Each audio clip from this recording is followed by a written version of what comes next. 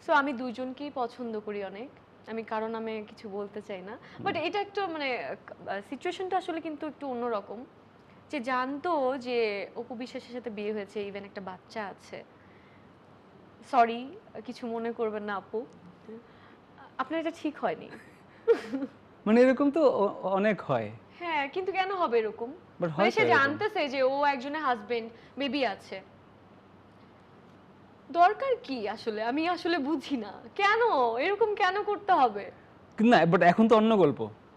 এখন গল্প হচ্ছে যে আবার আবার ব্যাক করেছে এটা। আবার না, বলতেছে ডিভোর্স হয় না এখনো আমাদের।